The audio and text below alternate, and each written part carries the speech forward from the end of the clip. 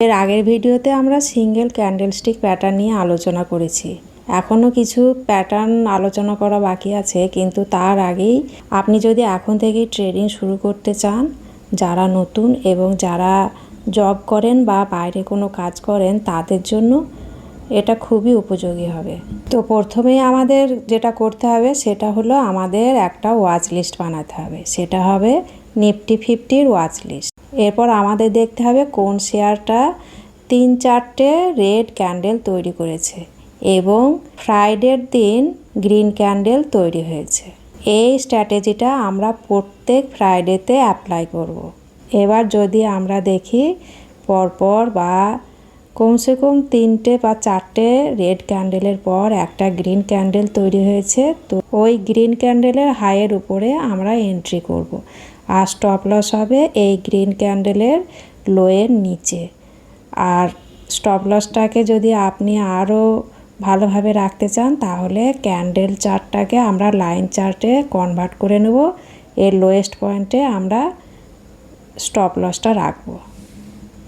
আর target হবে resistance point বা যেখান থেকে স্টকটা পড়েছে সেটা আমাদের টার্গেট হবে।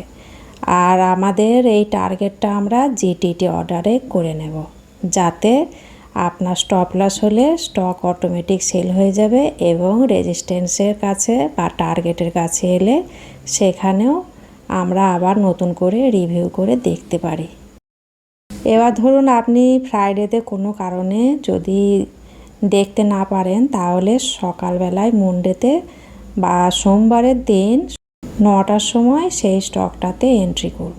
তাছাড়াও আমি একটা চার্টিংয়ের লিঙ্ক তৈরি করেছি, যেটা ডেসক্রিপশনে দিয়ে দেব, সেটা আপনি চেক করে দেখতে পারেন।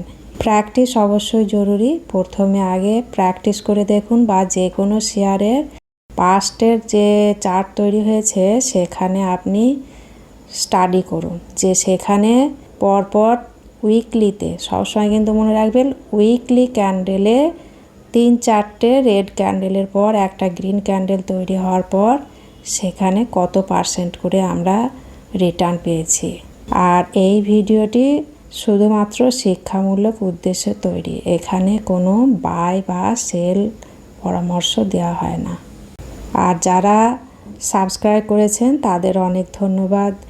অনেক দিন ভিডিও বানাইনি, কিন্তু যখনই দেখছি যে একজন করে সাবস্ক্রাইব বাড়ছে তখন নিজেরই খারাপ লাগছে। তাই আজকের এই ভিডিওটি ভালো লাগলে লাইক, শেয়ার আর সাবস্ক্রাইব অবশ্যই করবেন।